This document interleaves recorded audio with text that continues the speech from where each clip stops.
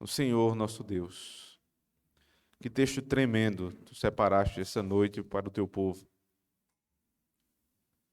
Mas nada, Senhor Deus, poderá ser feito aqui se o teu Espírito não agir. E é por isso que nós te pedimos que o Senhor o faça, Senhor Deus, agir poderosamente no nosso meio essa noite. Cativando os corações, Senhor Deus, desde o menor ao maior, fazendo com que nossa mente e coração, Senhor Deus, estejam sempre prontos para te ouvir e que o Senhor me use, Senhor, explorando, Senhor Deus, esse texto em cada uma das verdades que estão aqui reveladas e aplicando, Senhor Deus, com sabedoria e fidelidade ao coração do teu povo. Nós te pedimos isso em Cristo, nosso Senhor.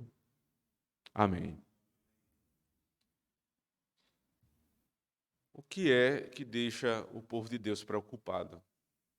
O que é que perturba o teu coração?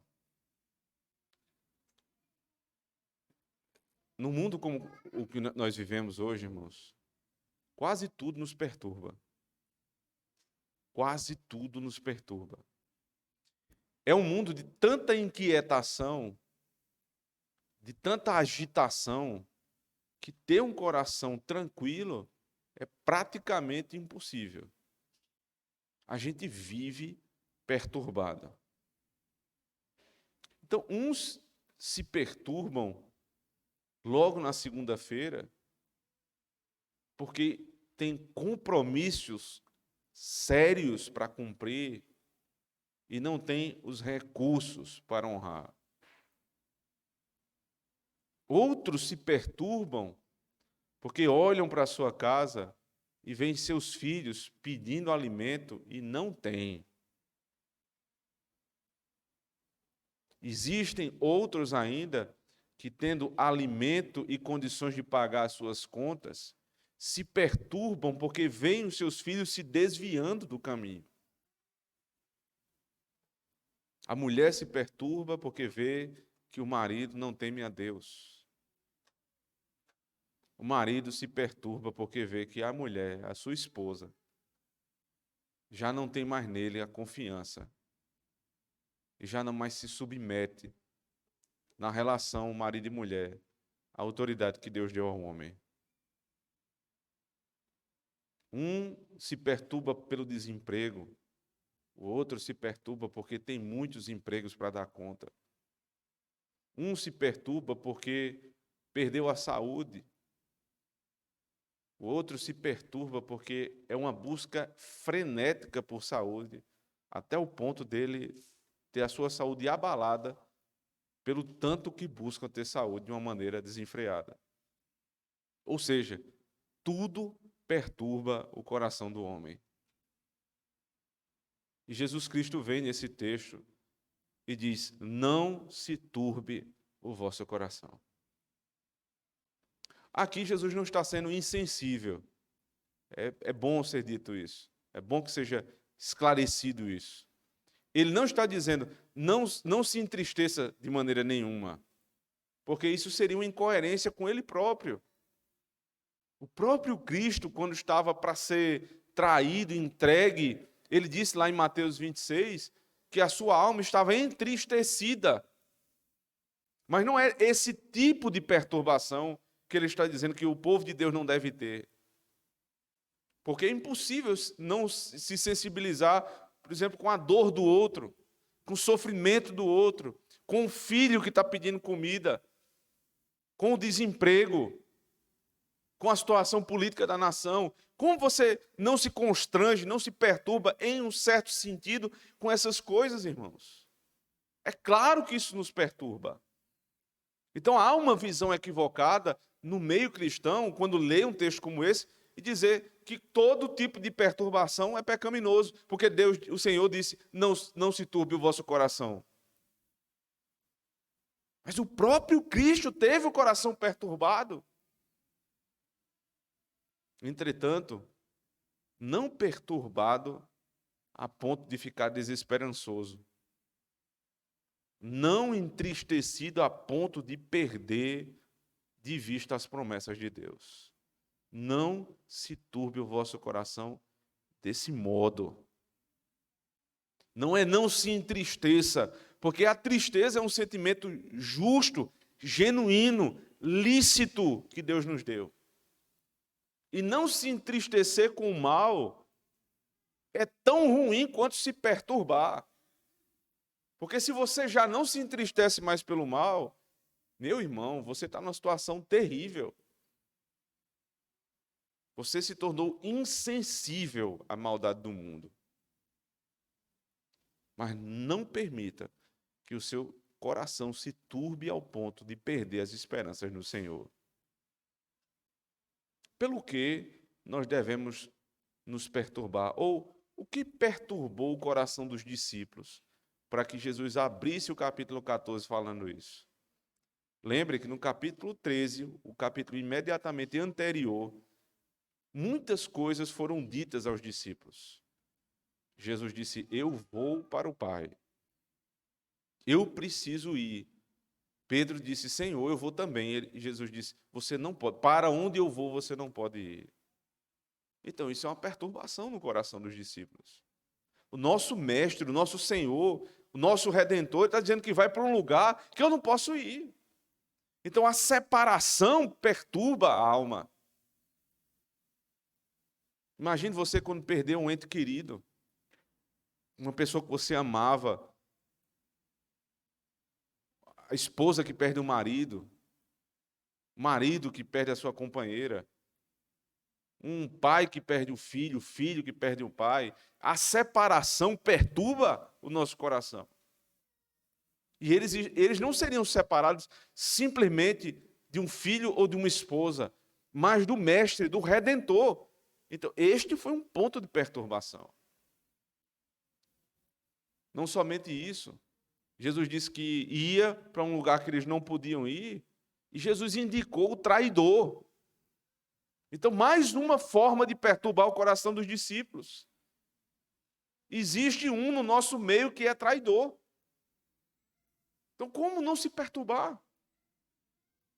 Eles andaram 3 anos juntos, irmãos, sendo todo o tempo alvo da misericórdia, da graça, do amor do Senhor, da instrução que lhes foi dada, e dali, do meio daqueles amigos, vai sair o que vai trair o Senhor. Então isso causou uma perturbação naquele grupo de discípulos. O traidor já tinha saído. E eles ficam pensando, o que é que vai acontecer? Aí você percebe que os discípulos não abriram a boca para dizer que estavam com o coração perturbado. Ninguém falou nada. Estava todo mundo calado. E Jesus olha para eles e diz: não se turbe o vosso coração. Se você não falar para mim, dificilmente eu vou lhe convidar aí no gabinete para tentar lhe ajudar. É claro que nós damos alguns sinais. É claro que com a experiência pastoral e com o convívio com os irmãos, a gente percebe quando vocês estão mais alegres ou estão mais tristes, mais cabisbaixos. Dá para perceber. E existem pessoas que são mais claras, mais transparentes com os seus sentimentos. Mas existem pessoas que elas conseguem disfarçar de uma maneira assim impressionante. E se elas não abrirem a boca, o pastor nunca vai saber a tristeza que está no coração. Até o marido às vezes não sabe. A esposa não conhece. O pai não conhece o que está no coração do filho muitas vezes.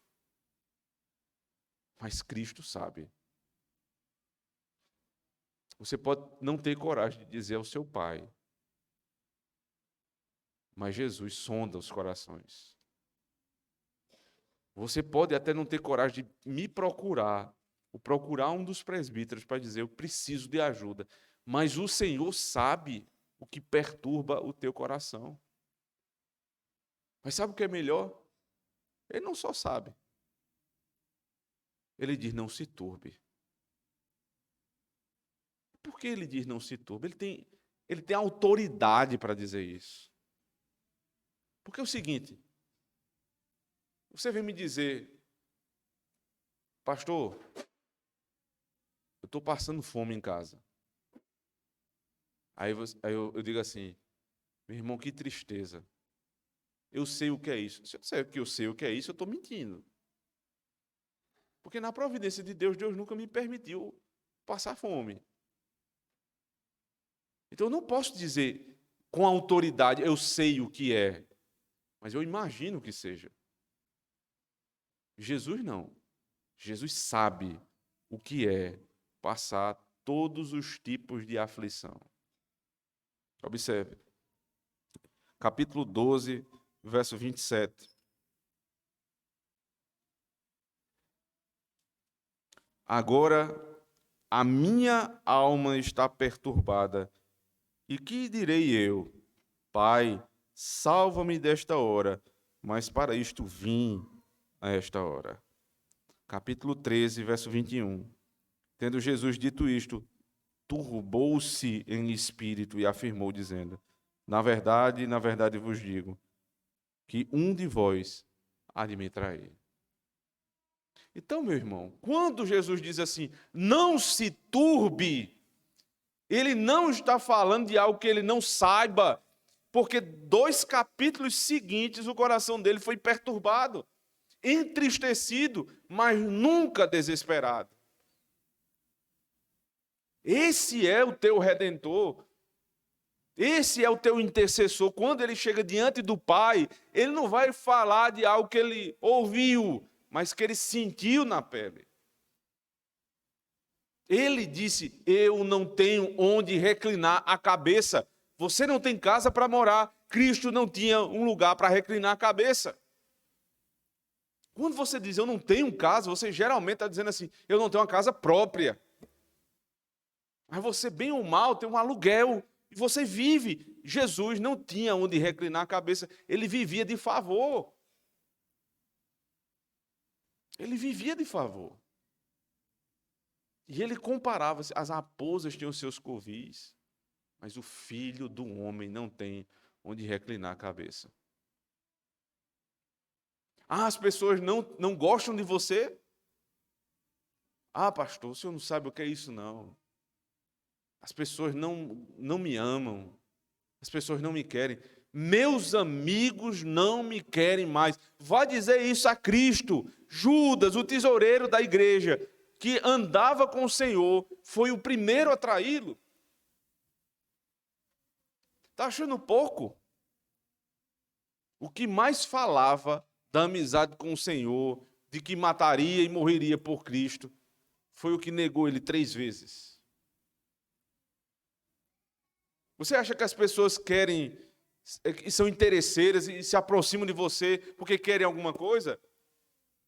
A família de um dos discípulos chegou assim, a mãe de um dos discípulos disse, Senhor, eu queria que tu colocasse um filho dos meus filhos ao teu lado e outro do outro. Dá para fazer assim? Interesseiros, traidores, infiéis, esses eram as pessoas que andavam com Cristo, para que ele pudesse dizer, quando você se perturbar no seu coração, não se turbe o vosso coração.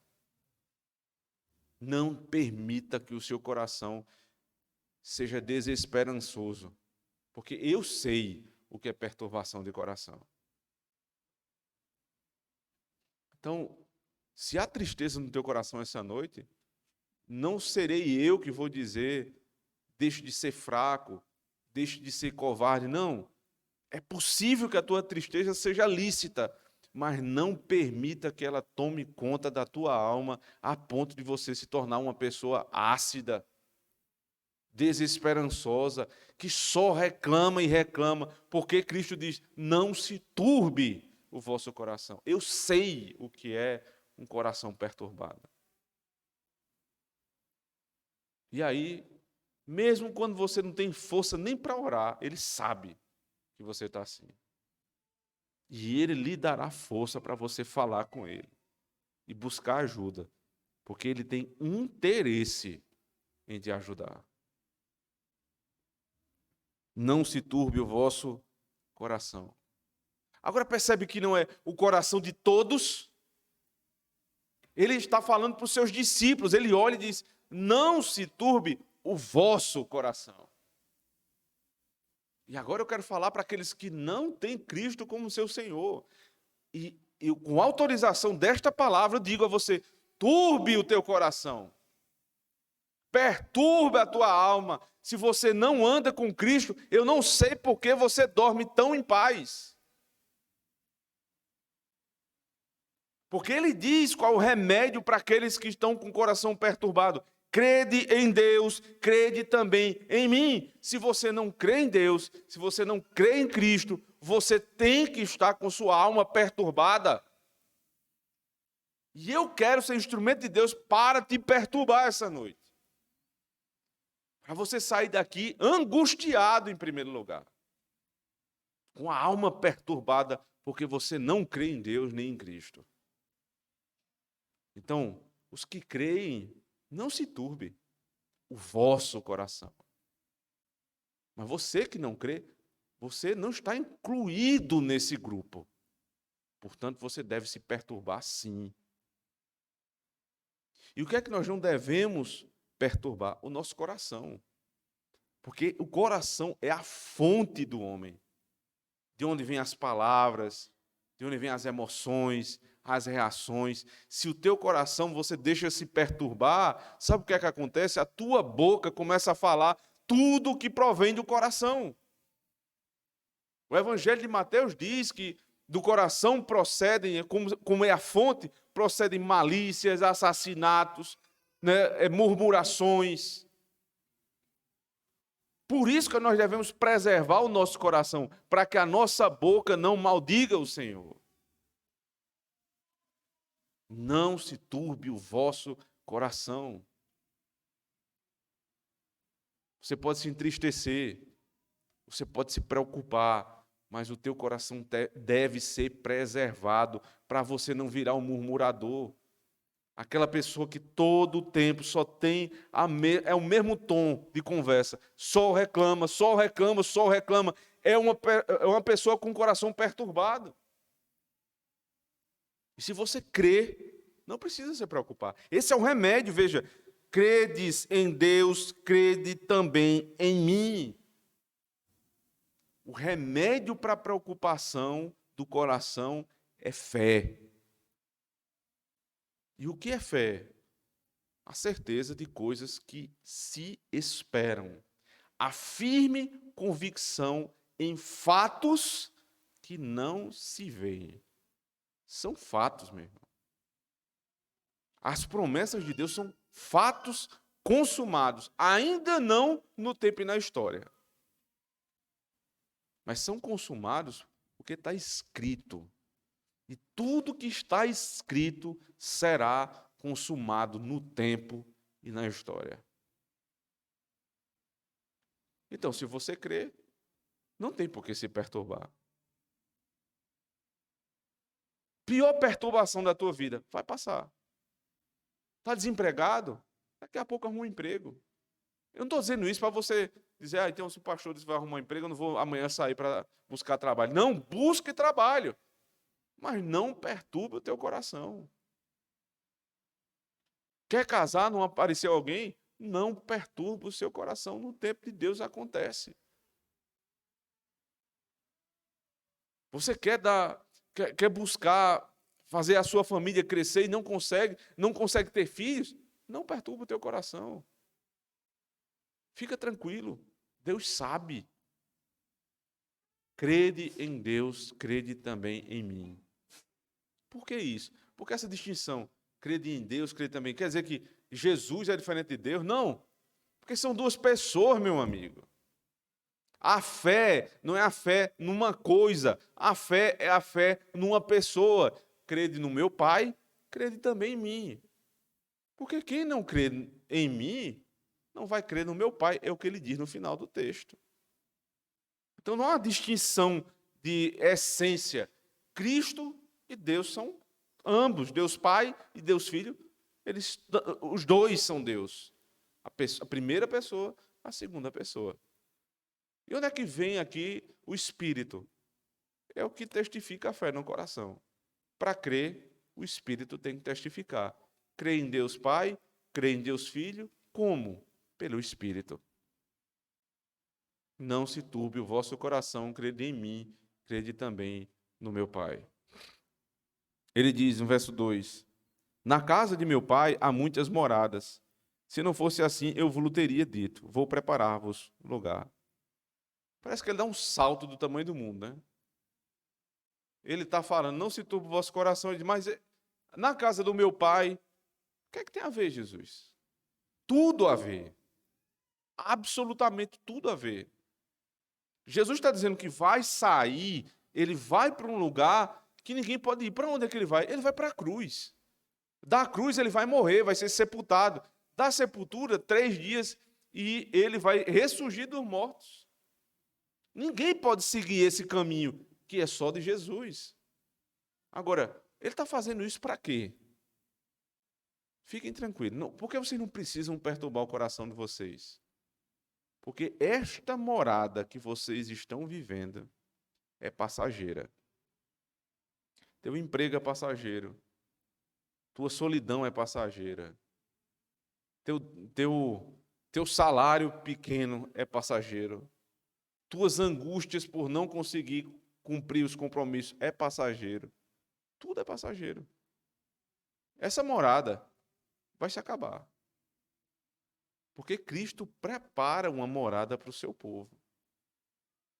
E aqui, veja só, alguém fica pensando, né? Que em seguida ele diz, e quando eu for vos preparar lugar, virei outra vez. Ah, então Jesus está demorando, ele está lá. Todo dia ele constrói um pedacinho, ele bota um tijolo, um cimento, ele vai construindo as moradas do povo. Não, não é isso. O que ele disse aqui é que eu vou preparar o caminho, a morada, você precisa do caminho. O caminho é, eu vou morrer, eu vou ressuscitar, eu vou subir, eu vou cumprir todas as minhas promessas. Essa é a construção da morada. Esta é a construção da morada. Não é que Jesus está com a morada inacabada, então fica, espera mais um pouquinho aí, faltam 2, falta 1. Ele está completando a obra. A obra é completa, então nós vamos para a morada. Então, perceba que na casa de meu pai há muitas moradas. Há uma discussão enorme aqui a respeito do que são essas moradas. É uma casa bem grande, com vários cômodos. Tenho dificuldade com esse tipo de interpretação. Né? Mas os puritanos, eles viam a casa do meu pai com muitas moradas, tendo moradas individuais, independentes. Ou seja, todos estão unidos. O povo é um só, mas não precisa morar todo mundo junto na mesma casa. Porque era assim, por exemplo, em Israel. As 12 tribos moravam juntas, mas cada uma tinha a sua porção de terra. No templo, cada sacerdote tinha o seu lugar. Então não seria diferente na eternidade.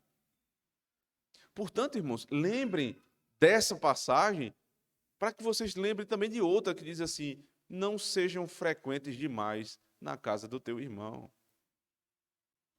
Porque a desculpa é porque todo mundo é irmão, a gente vai morar junto no céu. Sim, meu filho.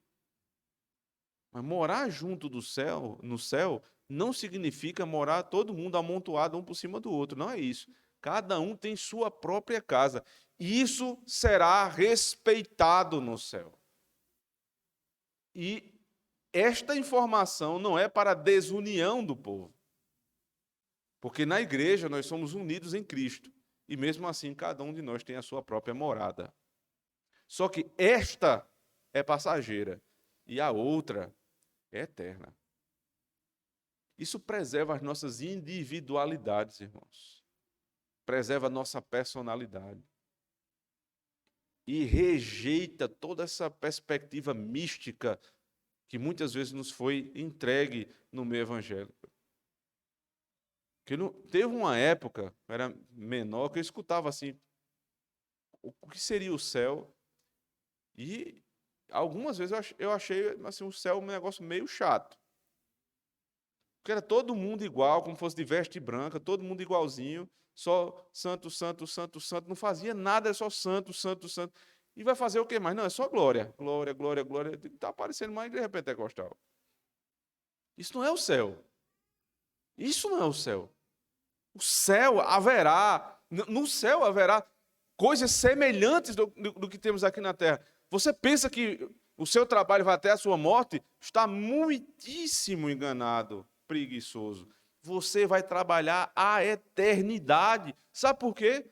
Porque no paraíso, no Éden, quando o Senhor fez todas as coisas, ele disse a Adão, antes do pecado: guardem e cultivem o jardim.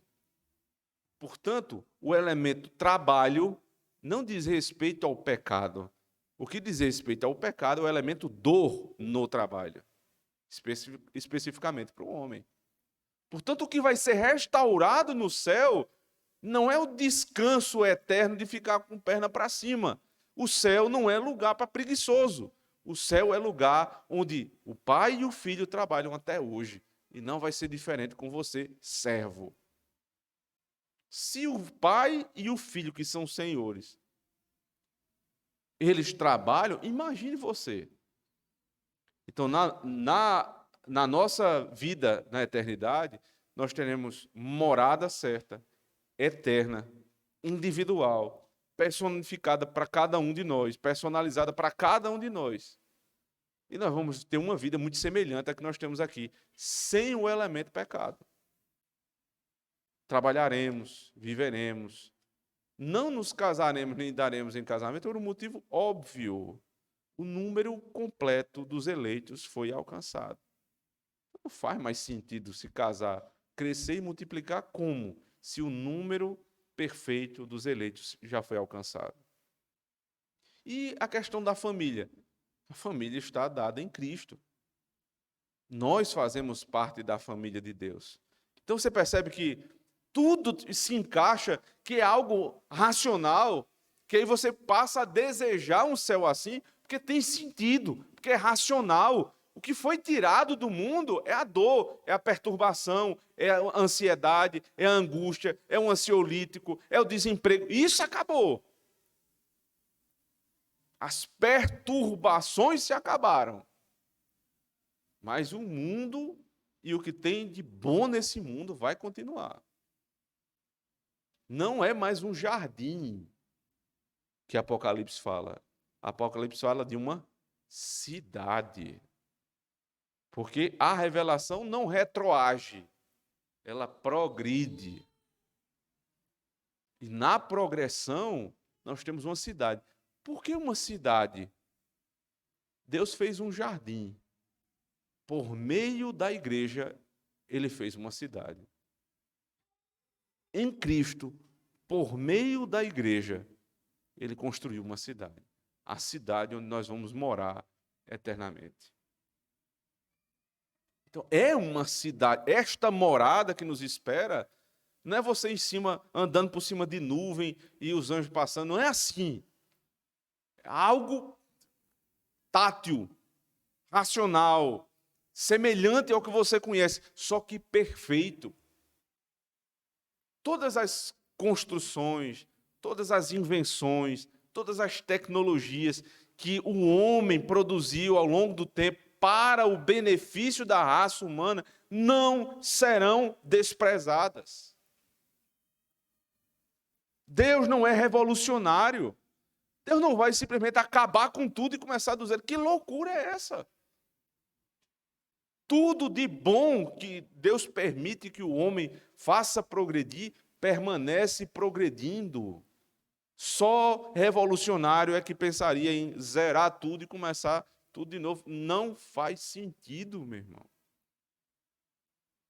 Esta é a casa do nosso Pai. Este mundo é a casa do Pai. Ele vai tomá-lo e vai transformá-lo naquilo que ele projetou no início. Não no jardim, mas numa cidade. E como ele vai fazer isso? Se você tem um coração perturbado, você não consegue progredir, você não consegue inventar, você não consegue trabalhar, você não consegue prosperar, você não consegue nada. Então não deixe o teu coração se perturbar, não deixe o teu coração paralisar a tua vida porque você tem muita obra para fazer por Cristo nesse mundo. A tua obra é essa que você está fazendo mesmo. É essa que você está fazendo, influenciando esse mundo. Nós somos usados por Deus para influenciar e construir novos céus e nova terra em Cristo. Então, se você tinha esse pensamento que vai morar no céu, em cima das nuvens, com os anjinhos passando e você gritando glória, glória, glória o tempo inteiro, até sempre, tire isso da sua cabeça. Ele foi preparar lugar, ou seja, ele trabalha para você trabalhar também, para você ter uma vida humana, porque esta que nos foi pregada por muito tempo não é humana, é boba, é tola, é fútil. Deus nos criou homens e Ele não vai abdicar da nossa humanidade na eternidade.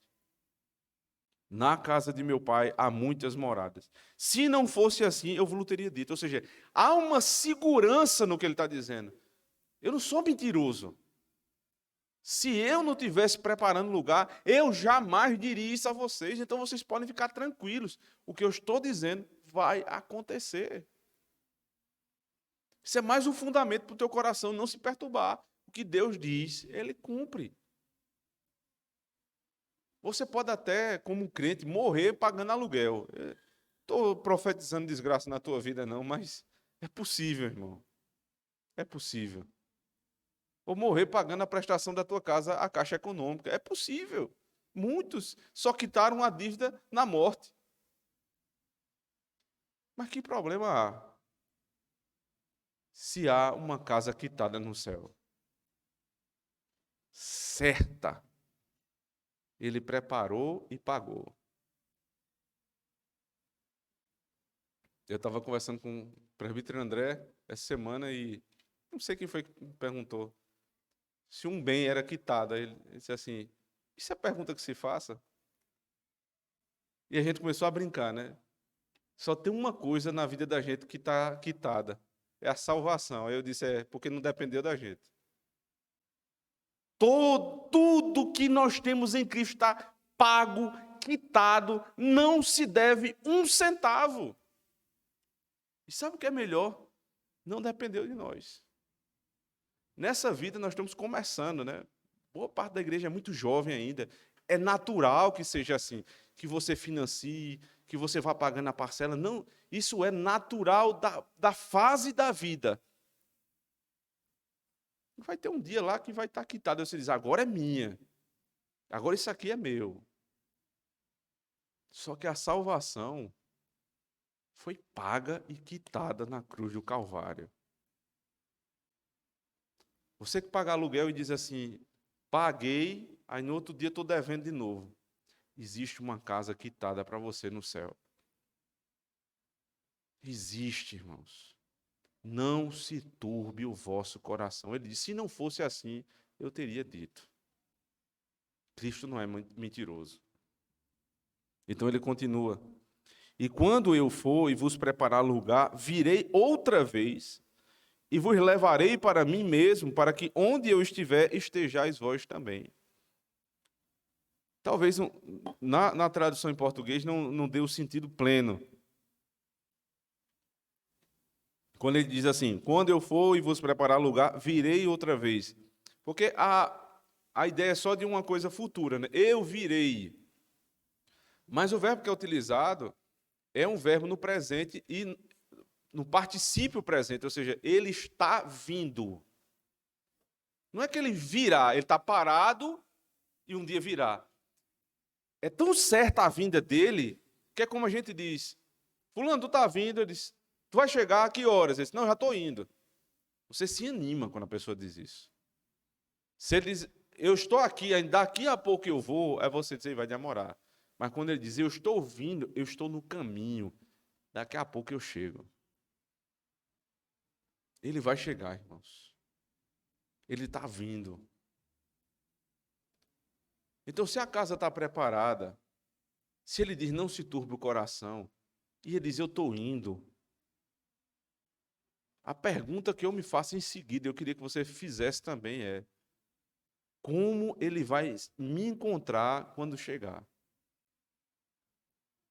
Como é que ele vai me encontrar? Com o coração perturbado? Ele vai dizer: mas eu disse a você, não se turbe o vosso coração. Você ainda está perturbado? Com a vida desorganizada? Como?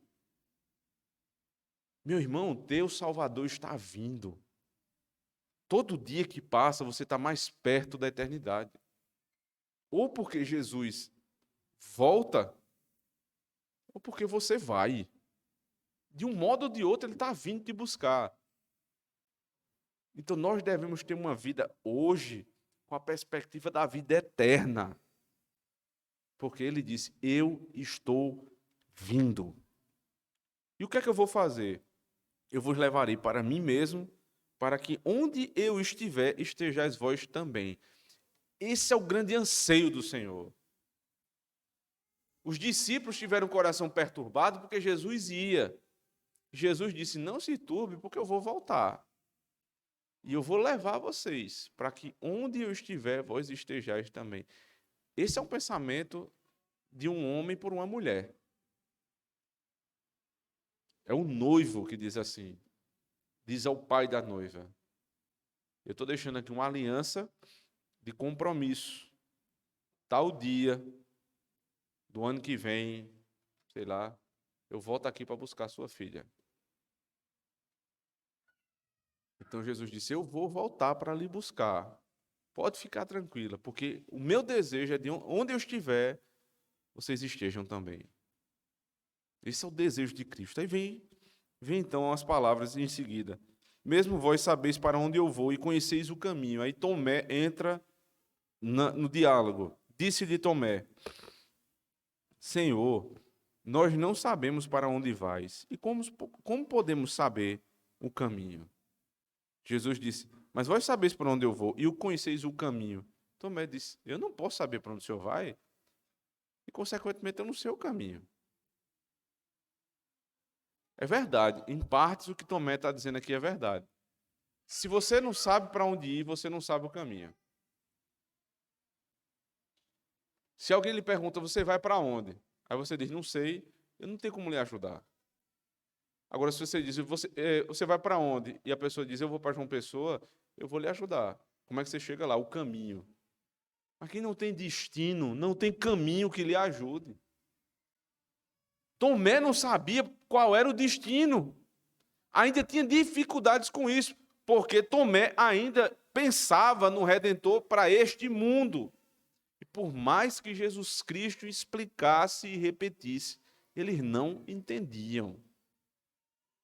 É preciso ter um pouco de paciência, irmãos, com os discípulos de Cristo, porque às vezes a gente não entende mesmo.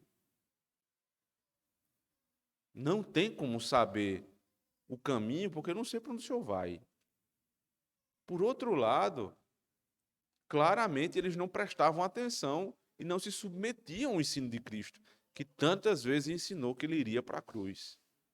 Veja agora qual é a resposta do Senhor. Disse-lhe Jesus: eu sou o caminho, a verdade e a vida. Ninguém vem ao Pai senão por mim. Ah, você quer saber o caminho? O caminho é uma pessoa. O caminho não é uma coisa abstrata, o caminho é uma pessoa. O destino é o Pai. Ele disse: eu vou voltar para o meu Pai. Ele disse isso no capítulo anterior. Esse é o destino, o Pai. Qual é o caminho para o Pai? É Cristo. Aqui acabou. Todo ecumenismo se acaba aqui. Não tem como fazer interação entre cristianismo bíblico reformado e catolicismo romano. Cristianismo reformado e neopentecostalismo.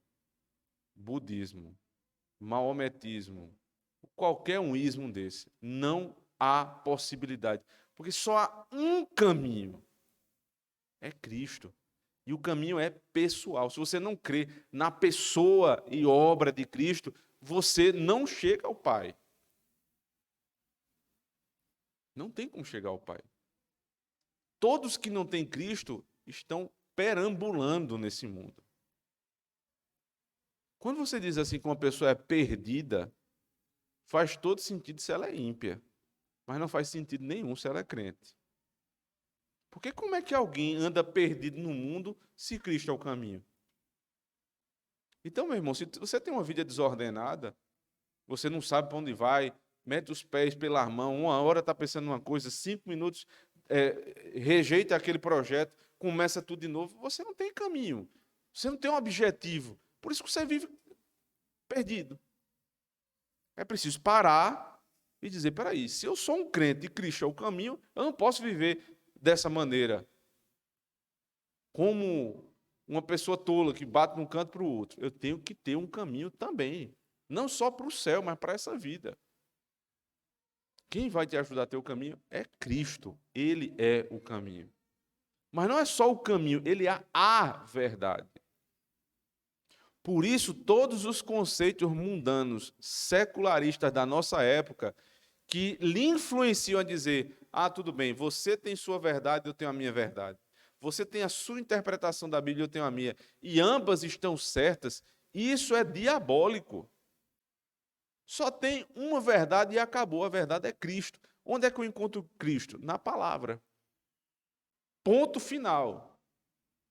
Não tem essa de encontrar Cristo no culto e encontrar Cristo na missa. Encontrar Cristo num culto bíblico e num culto idólatra. Não tem. Só existe uma verdade. Agora, é possível que a verdade saia até da boca de um ímpio. Mas não é possível que um ímpio viva na verdade. Porque a verdade é pessoal, tal qual o caminho. A verdade é Cristo. Ele é o caminho, a verdade e, consequentemente, ele é a vida eterna. Preste atenção. No Éden, o Senhor proibiu Adão e Eva de comer da árvore do conhecimento do bem e do mal.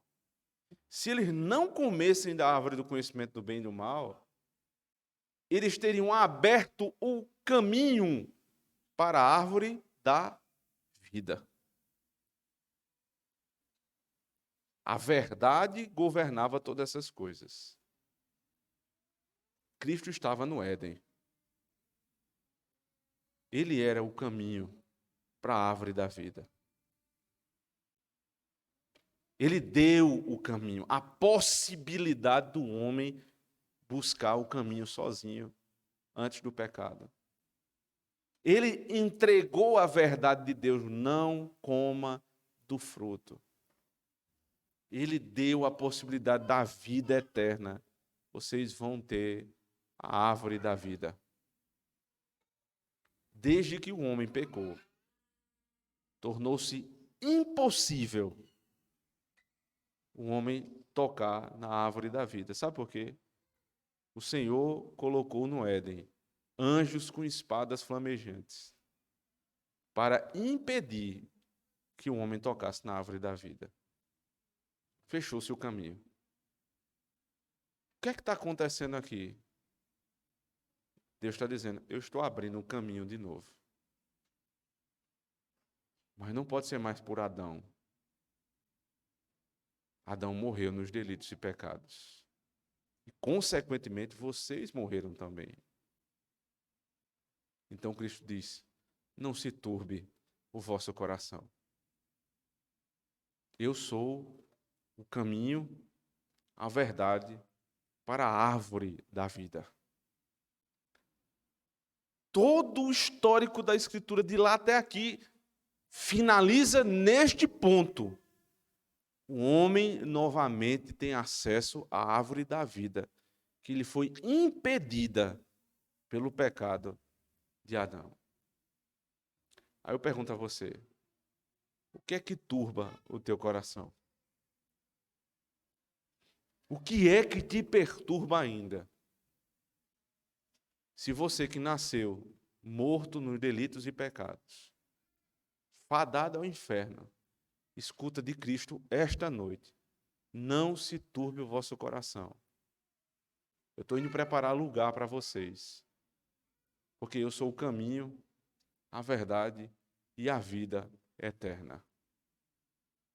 Não há nada que possa te preocupar, irmãos, quando você se lembra dessa verdade. Tranquiliza a tua alma. Tranquiliza o teu coração se você crê em Deus e no nosso Senhor Jesus Cristo. Se você não crê, você tem um problema seríssimo. Mas se você crê, vá para casa em paz. Nesse texto lá na frente ele vai dizer: eu vos dou a minha paz vos dou. Não a vos dou como o mundo dá. A paz que vocês vão sair daqui é de outra natureza.